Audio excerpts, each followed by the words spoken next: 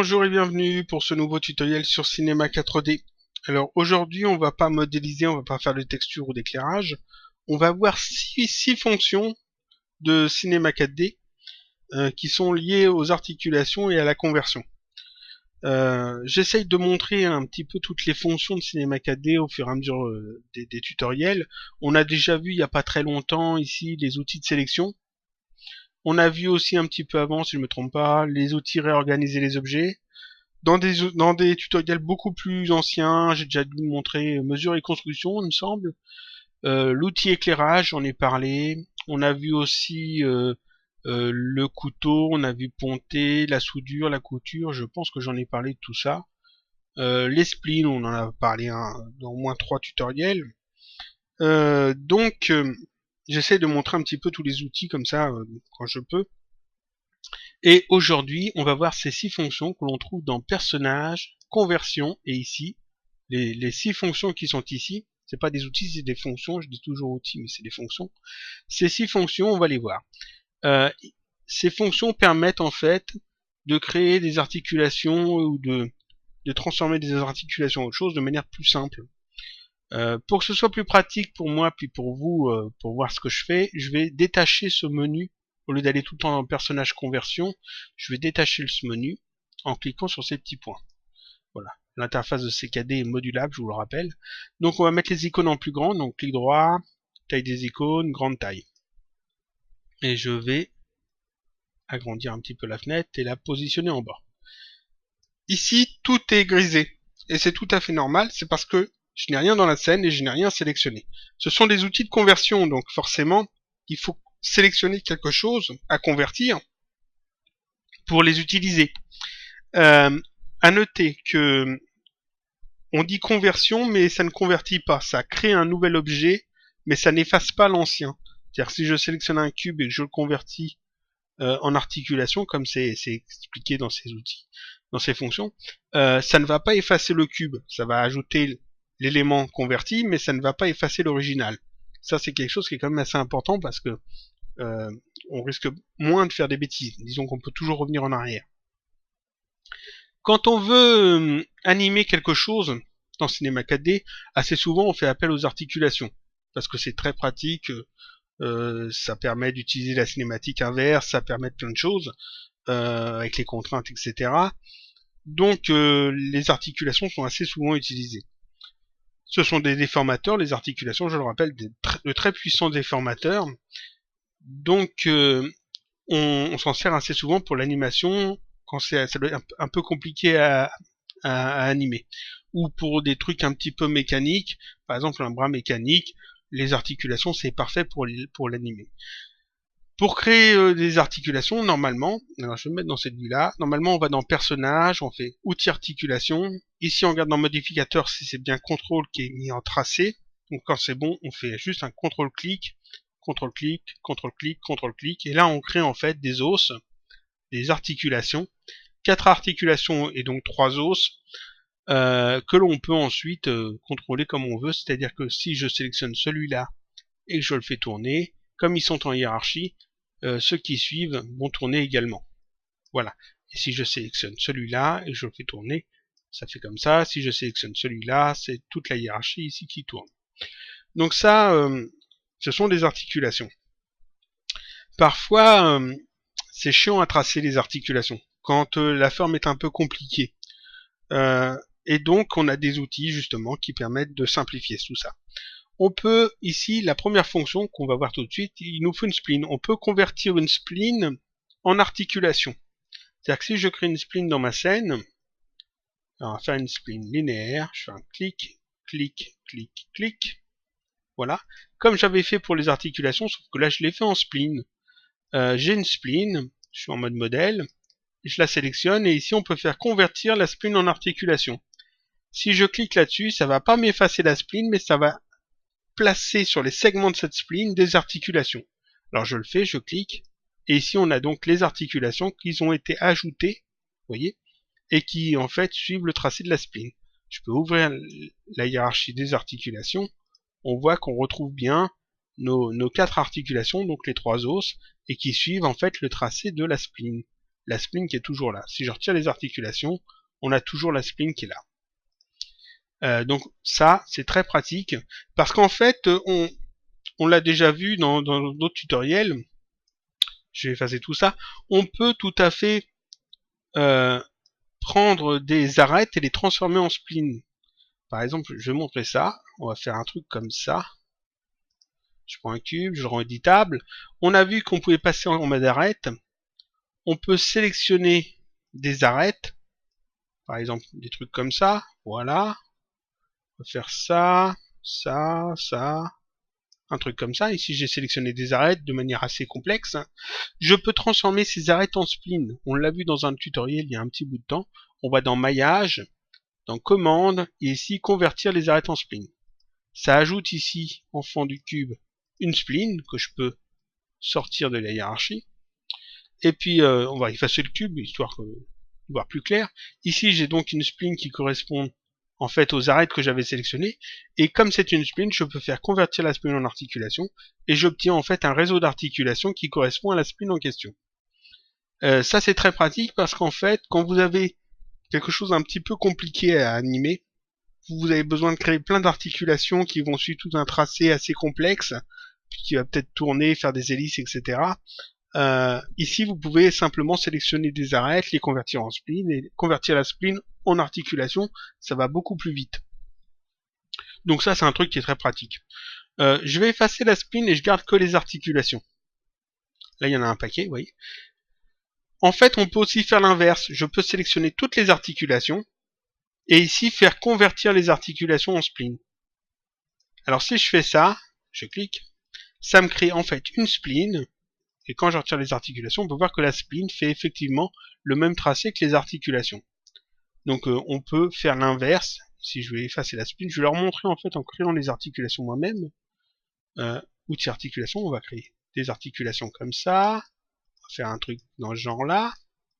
Voilà. Je les sélectionne et je fais convertir les articulations en spleen. Si j'efface les articulations, on voit qu'on a la spleen qui est créée. Et donc on peut utiliser. Alors, où est l'intérêt de faire ça? Quand vous avez une spleen un petit peu compliquée, on la convertit en articulation, là c'est évident que ça peut être utile. Pourquoi c'est utile de pouvoir faire l'inverse également?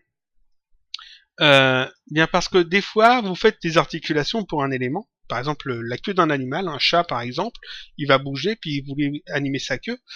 Donc vous allez le faire avec des articulations, puis vous vous rendez compte qu'en fait vous vous donnez beaucoup de mal parce que en fait vous êtes obligé de tout articuler la queue de l'animal, donc articuler avec la cinématique inverse, contrôler les mouvements, etc.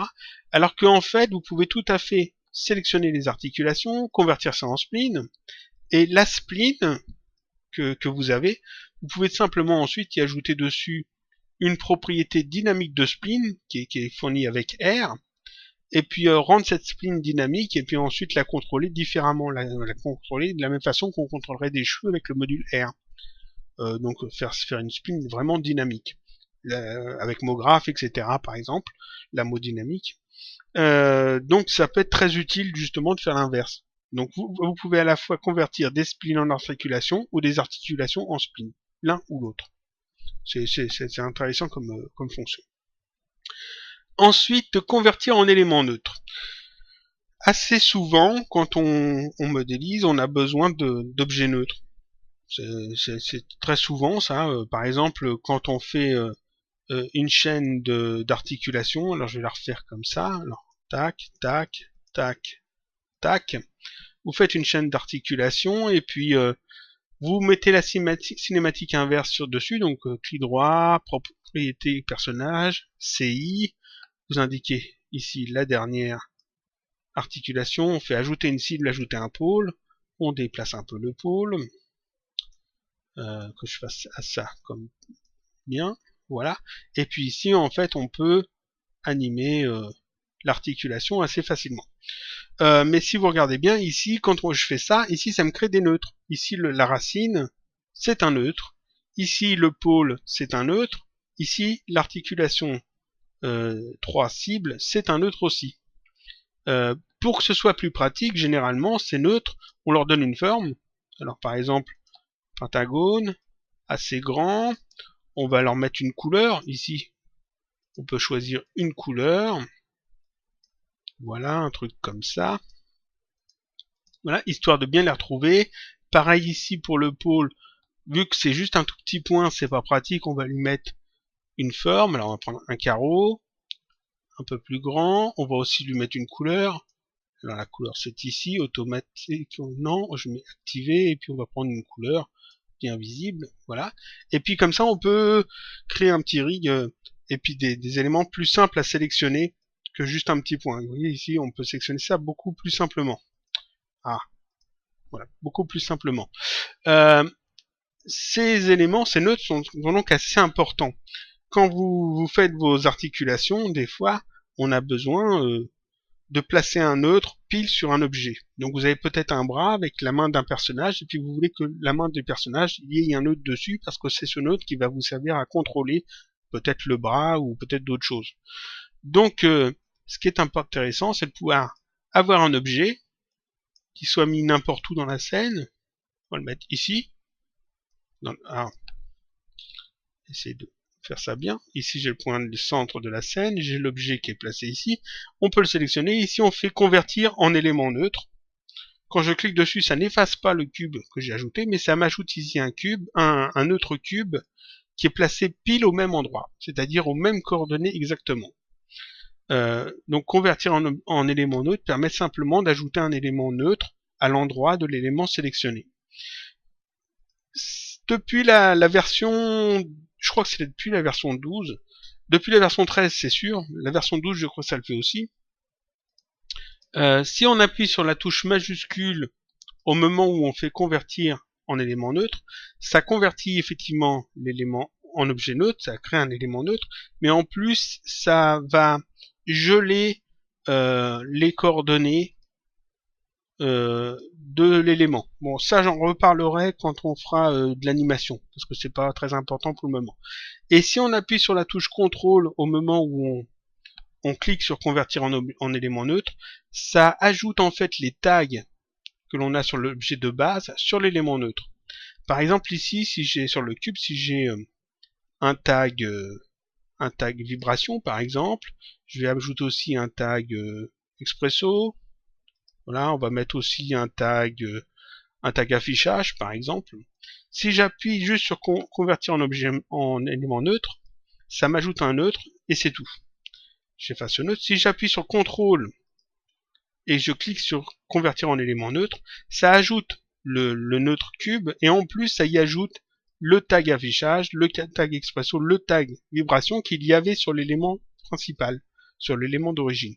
Donc ça convertit également les différents tags pour justement les retrouver sur l'élément neutre. Ça peut être très pratique dans le cas par exemple d'un tag d'affichage, d'un tag de rendu, d'un tag vibration ou d'un aligné sur la spline par exemple, quand vous voulez que l'élément neutre se comporte exactement comme l'élément original. Donc ça peut servir pour ça. Ensuite, convertir en articulation.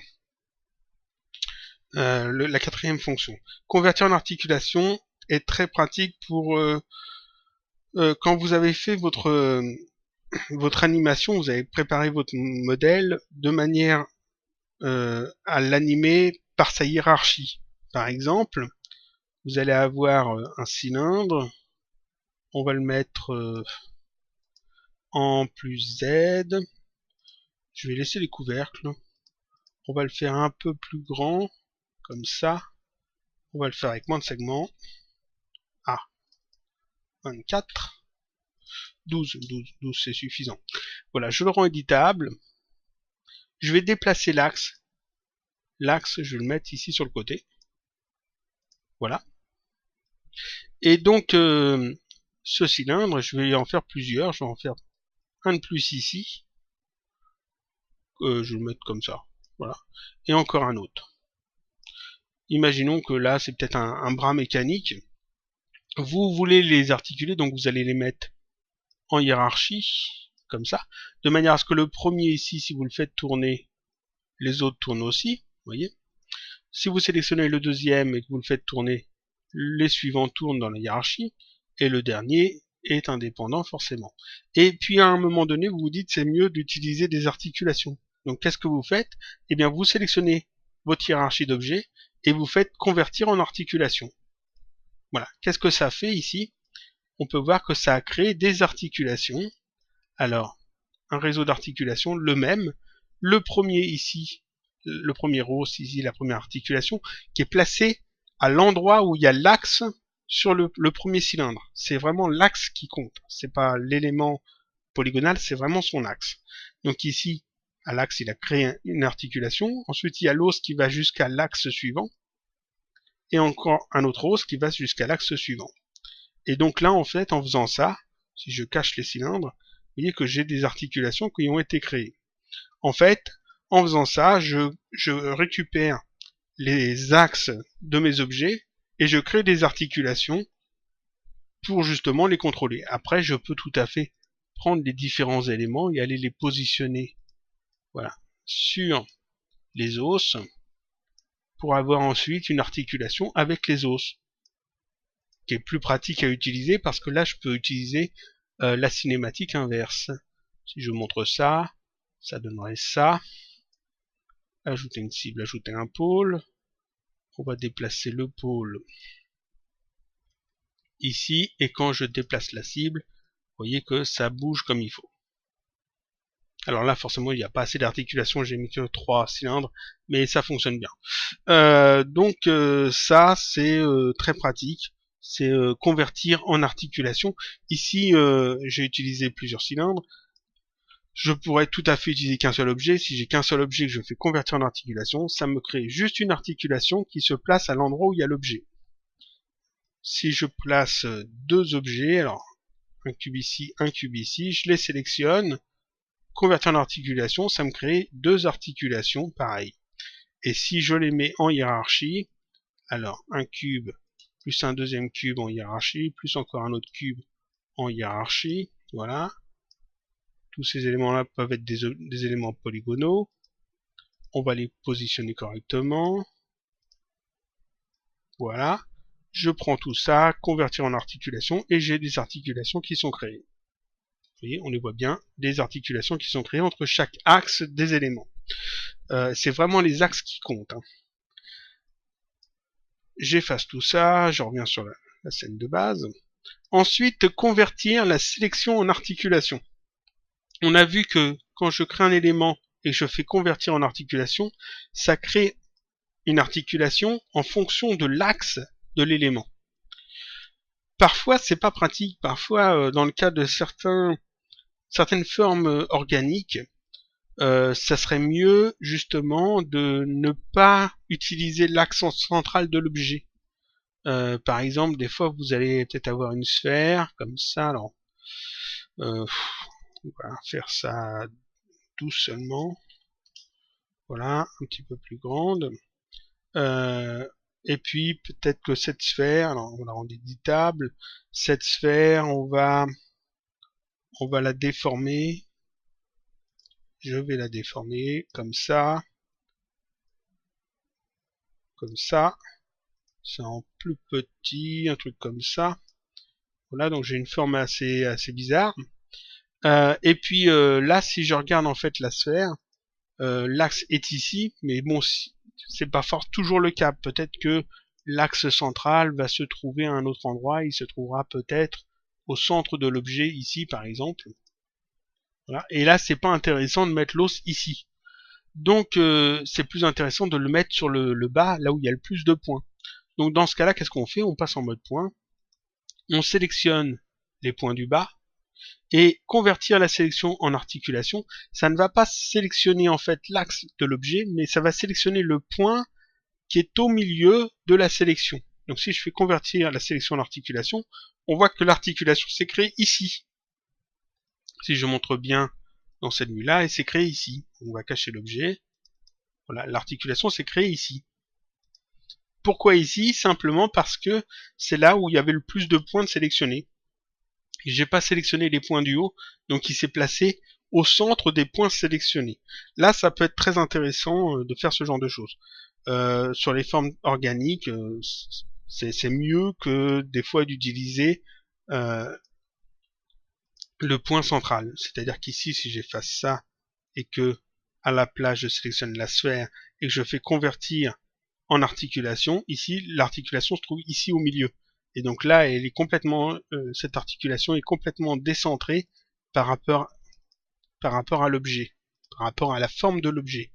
Donc convertir la sélection en articulation peut servir justement à éviter ce genre de choses. Ça fonctionne avec la sélection de points, la sélection de polygones, la sélection d'arêtes. Ça peut être très pratique. Enfin, la dernière fonction qu'on va voir, qui est plus ou moins pratique si vous voulez, en fait, faire un rendu des articulations. Parce que ici, vous voyez, quand on va faire une articulation, alors je vais faire un truc comme ça. Voilà. Je vais transformer ça en articulation. On va retirer la spline. Les articulations, comme les splines, n'ont pas de polygone. Là, n'ont pas de polygone. C'est-à-dire que si je m'entraîne à animer ce truc-là, et que je veux voir ce que ça donne au rendu final, je fais un rendu, et en fait on n'a rien qui est affiché. Parce qu'il n'y a pas de polygone. Ce sont juste des points et des splines, en fait. Ici on a des formes losanges étirées, mais seulement ce n'est pas des vraies formes, c'est seulement du virtuel. En fait, il n'y a rien, il n'y a pas de polygone. Convertir les articulations en objet polygonal va justement permettre de donner une forme aux articulations. Par exemple, je peux sélectionner cette articulation-là, cliquer là-dessus, ça lui donne effectivement une forme. Et là, quand je fais rendu, j'ai effectivement la forme qui est faite. Donc cette forme-là, ensuite, je peux la mettre en fond de l'articulation. Je peux faire pareil pour la suivante. Voilà. Je peux faire pareil pour la suivante. J'aurais pu faire tout d'un coup, mais seulement ça m'aurait fait seulement un seul objet polygonal et c'est pas pratique. Ici, le dernier, en fait, c'est juste un point, donc ça sert à rien. Et ici, donc là, j'ai effectivement les formes qui peuvent être rendues parce qu'en fait, maintenant, j'ai des vrais polygones. Ça m'a créé en fait des formes polygonales qui correspondent au tracé des os.